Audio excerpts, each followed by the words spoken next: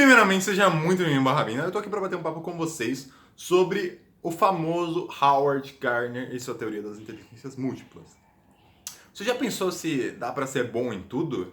É, Já pensou se os gênios, por acaso, são bons em tudo? E o que seria ser uma pessoa inteligente, uma pessoa genial? Você consegue me explicar o que é isso? Bem, vai pensando aí, vai tentando, vai escrevendo nos comentários.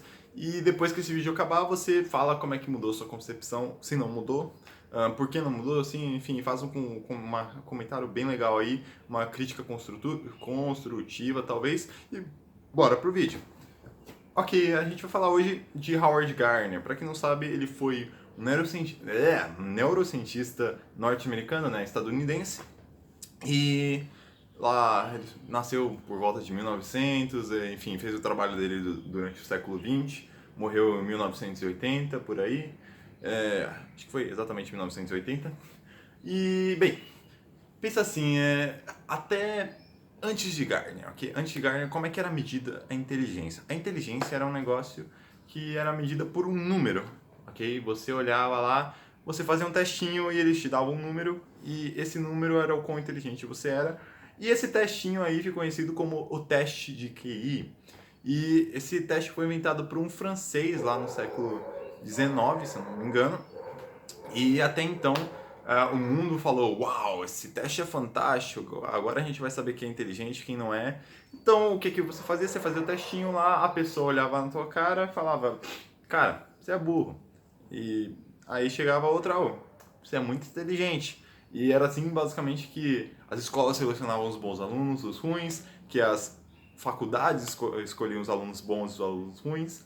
E era assim também que eles excluíam as pessoas que não eram boas nesse teste de QI. Só que o que eles talvez não tinham pensado é que talvez eles estivessem avaliando apenas um tipo de inteligência da pessoa, apenas uma parte da inteligência total.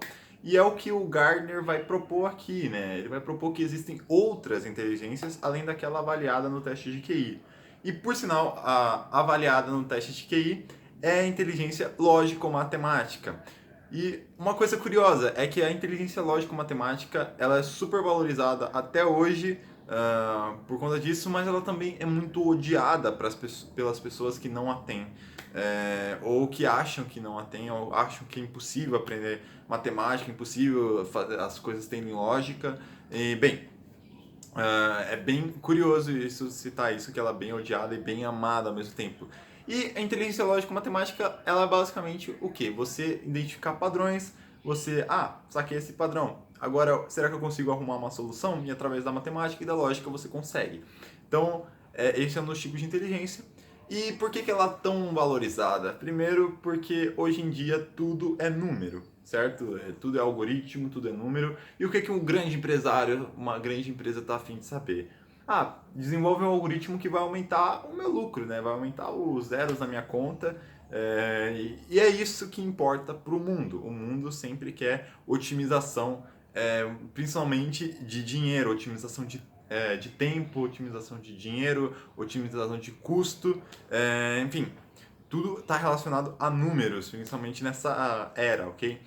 E vamos falar agora das outras inteligências? Bora? A próxima inteligência que eu vou falar é da inteligência espacial, que ela consiste em você conseguir visualizar as coisas na sua cabeça.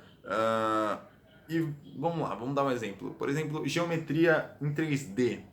Eu era um cara que conseguia, né, quando foi introduzido para mim, visualizar as coisas em 3 dimensões. Eu conseguia construir os planos na minha cabeça e visualizar uma reta, visualizar planos, visualizar superfícies. E muitas pessoas não conseguem até hoje lá. Eles sabem fazer a conta, mas não sabem muito bem o porquê estão fazendo a conta, mas estão fazendo. Basicamente, engenheiro faz isso, sem querer farpar, mas engenheiro não sabe fazer conta. Não sabe muito bem o que está fazendo, mas está fazendo, entende? E eles mesmos falam, ok? Se você é engenheiro, não fique bravo, só tô zoando. Mais ou menos. Mas, enfim, essa aqui é uma inteligência espacial. E quem vai ter ela? Basicamente são pessoas que conseguem visualizar essas coisas. São, sei lá, vamos supor, artistas conseguem imaginar as coisas antes delas ficarem prontas, eles têm noção de perspectiva e das formas, e é por isso que eles conseguem desenhar tão bem. Mas além da inteligência espacial, eles também têm que ter outra inteligência, que é a inteligência sinestésica, corporal ou motora, vamos dizer assim, de forma geral, que não é você ter um corpo super bombado, um corpo super definido, um corpo super desenvolvido. Você pode ter um corpo desenvolvido e ser inteligente fisicamente falando, extremamente fisicamente falando, seu físico. Mas você pode ser super bombado e ainda ser burro com seu corpo. Por exemplo, você pode tomar bomba e não exercitar seu corpo, e aí você vai jogar um esporte e você é todo desengonçado, você é troncho, você não tem noção de espaço, você não tem noção de como o seu corpo flui. Ok? Então essa é a inteligência corporal, a sinestésica, que basicamente os atletas vão ter, artistas, como eu disse, eles têm uma coordenação motora mais refinada, principalmente porque eles treinaram bastante aquilo, alguns já têm de uma forma mais natural, mas essa também é uma inteligência que eles têm que ter de uma forma legal para poder desenhar, pintar, esculpir. Bem, são pessoas que lidam bem com o tato, vamos dizer assim.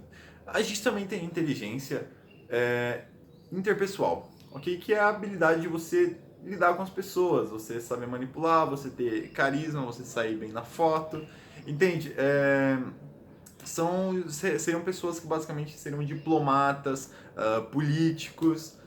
Os políticos são ótimos em contar mentiras e as pessoas acreditam, mas vou parar de farpar pessoas aqui, já tô farpando muita gente no meu vídeo. Pelo menos não citei nomes, ok? Eu nunca citaria nomes. E é isso, você lidar bem com as pessoas. E também tem outra que é o contrário, você interpessoal é fora de você, você lidar com o que está fora de você. E intrapessoal é a inteligência que você tem se conhecendo. Ao invés de entender como as pessoas funcionam, você entende como você funciona. E a partir disso, você consegue sacar como você consegue melhorar sua vida, como você consegue corrigir seus problemas, como você consegue usar seus pontos fortes, como você consegue minimizar seus pontos fracos. E essa, na realidade, é uma das inteligências mais raras. Na realidade, eu acho que é a mais rara que tem.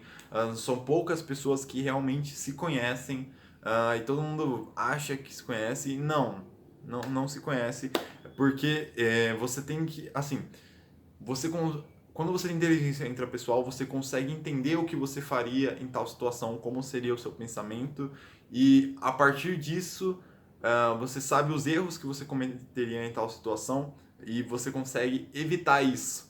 Entende? É um negócio mais profundo desse jeito. É só um exemplo. E quase ninguém manja disso aqui. A gente também tem a inteligência linguística, que ela tem muito a ver com a inteligência interpessoal, né? Você pode lidar muito bem com as pessoas, mas você não tem que ser tão bom com as palavras, ok? Você pode ser um cara muito bonito, talvez, ou ter um sorriso maravilhoso, que as pessoas se encantam. Enfim, tem muitos fatores que podem fazer você ser bom na inteligência interpessoal. Mas a linguística, ela se relaciona ao quão bom, ao quão expressivo você é usando suas palavras, ok? Juízes, escritores, advogados são pessoas que, por exemplo, são boas nisso, têm essa inteligência muito bem desenvolvida, já que eles, primeiro, os juízes, advogados, eles leem muito lá os códigos penais e tal, e eles conhecem muitas palavras que não são do uso cotidiano, que as pessoas do dia a dia não falam, então eles têm um conhecimento de uma linguagem mais rebuscada do português, enfim, ou de qualquer língua, né, que você esteja. Bem, vamos para a próxima inteligência, que eu acho que é a musical. A musical é o que eu falei, que eu vou dar um exemplo de gênios aqui, que Mozart tinha, Beethoven ficou surdo e ainda conseguia compor, porque a inteligência dele era absurda em relação à música e genial, ok? Eu já vou falar mais pra frente o que é ser um gênio, mas Beethoven todo mundo diria que é um cara genial. Cara, imagina você fazer música surda, mano. É que nem eu querer mexer no computador cego. É mais ou menos a mesma coisa. Assim, enfim, vocês entenderam a comparação. Mas é inegável que esse cara é demais. Então, vamos lá, eu acho que eu já falei de todas, né? Lógica, matemática, interpessoal, intrapessoal, musical, espacial, sinestésica e linguística. Eu acho que eu falei das 7 primeiras. Tem mais uma ou duas que surgiram depois do trabalho original de Gardner, só que eu não vou citar delas, eu não vou citar elas porque senão o vídeo vai ficar muito longo e eu acredito que essas 7 aqui já são ótimas para você ver. Tem a natural e tem mais uma, eu não vou lembrar, juro. Dá uma pesquisada aí, tem até umas tirinhas muito boas que deixam isso de uma forma bem simples de você entender. E bem, basicamente o Gardner ele muda tudo isso, porque a partir do momento que você tem um teste de QI, que ele mede uma inteligência, e você usa isso como um parâmetro com 7 inteligências no total, você percebe que tem algo de errado nisso. Você não pode falar que Beethoven era burro, você não pode falar que Mozart era burro se eles eram caras extraordinários na música. Talvez eles não pudessem fazer matemática tão bem, não fosse, sabe, talvez não tivesse que ter tanta lógica na cabeça deles, mas eles eram muito fodas em alguma coisa, sabe? Isso é inegável. Então, primeira coisa que eu quero deixar bem claro nesse vídeo, não existe pessoa burra, existem pessoas que são boas em umas coisas e boas em outras. E é possível ser bom em tudo? É e não é, ok? É de uma forma bem estranha. Algumas pessoas conseguem ser muito boas em muitas coisas, mas em geral as inteligências no ser humano elas se manifestam de uma forma específica e não generalista. Então, geralmente alguém que é bom em matemática vai ser bom em matemática e não tão bom em outras coisas.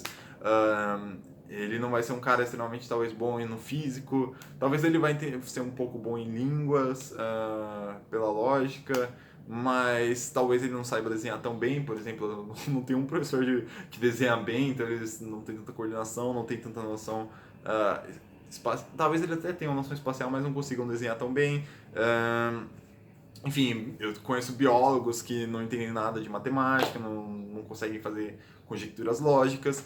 Então, cada um tem o seu ponto forte. A questão é que tem algumas pessoas bem raras que são boas em muitas coisas, ok? Elas conseguem se adaptar muito fácil e essas pessoas são muito inteligentes e, em geral, elas não necessariamente são gênias, ok? Elas podem ser muito boas em muitas coisas, mas ser gênio é algo que você é extraordinário em algo, sabe? Você é muito fora da curva, você tem uma ideia que, sabe? Literalmente, Einstein chegou no tempo dele e com um monte de cientista por aí, ele foi o único cara que propôs que o espaço era curvo, entende? Isso é um cara fora da curva, entende? E conseguiu, claro, não, é bem legal falar isso, que Einstein não conseguiu provar sozinho tudo, as teorias dele. Ele tinha muitas pessoas que ajudavam ele, matemáticos, inclusive eu acho que a própria esposa dele era matemática, e como Einstein não conseguia fazer todos os cálculos, ele pedia para a esposa dele fazer, né? A esposa dele ia lá e fazia, ajudou ele com a pesquisa dele. Ele foi o cara que teve as ideias, as conjecturas, mas ele precisou de ajuda de pessoas que não eram geniais, só que eram muito boas no que faziam. Então, deixando bem claro, o gênio, em geral, ele não vai ser bom em tudo, ok? Se você achar um cara que é gênio e é bom em música, é bom em língua, é bom fisicamente falando, ele tem uma inteligência corporal boa, ele... Enfim, ele é tipo uma anomalia, ele é tipo um milagre e é basicamente isso. Vai ser um em 1 bilhão, por exemplo, assim. Mas em geral você vai achar pessoas muito boas em muitas coisas, mas não gênias, ok? Isso é um pouco mais comum, mas ainda assim é raro. E o que eu falei, ninguém é burro. A inteligência geralmente ela se manifesta de uma forma específica, então não se sinta mal por ser ruim em algo. Consequentemente, o que eu digo é o nosso cérebro é muito bom.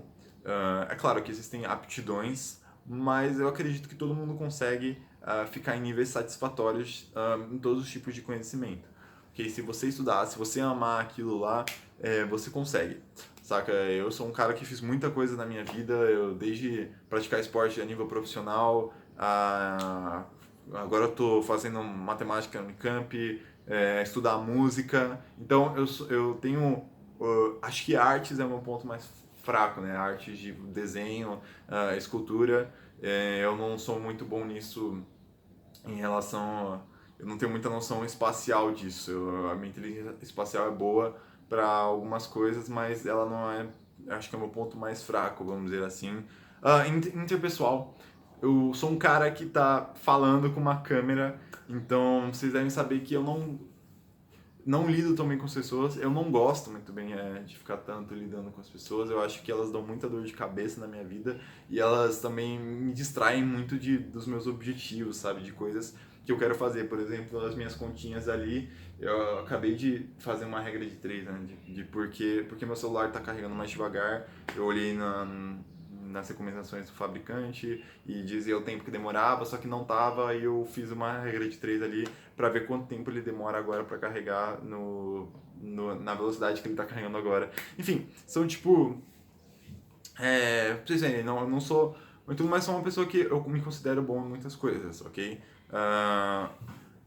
Mas é isso. Deixa o que você achou aí nos comentários e fale, eu sou burro, não sou, Léo. Não, você não é burro, já falei que você não é burro. Mas olha, ó, é verdade, eu não sou tão burro assim. Fala, manda pro seu amiguinho que tá se sentindo depressivo. Fala, pô, mano, aquele cara lá, o Howard Gardner, né? O Uriel explica dele e fala que ó, ele é um cara que revolucionou tudo, a pedagogia, e hoje em dia as pessoas veem o ensino de uma forma diferente, veem o aprendizado e a inteligência de uma forma diferente, porque ele propôs isso, ok? E fora que é um grande ponto para você usar numa redação de vestibular, uma redação de Enem, qualquer, sei lá, uma redação da sua escola, o professor vai ficar muito feliz se você falar de Howard Gardner, porque ele é professor, consequentemente, ele vai ter matéria, provavelmente ele vai ter estudado Gardner em algum ponto da faculdade dele, ok? Então, considere deixar o seu like aí, se você quiser, e eu te vejo no próximo vídeo, e tchau!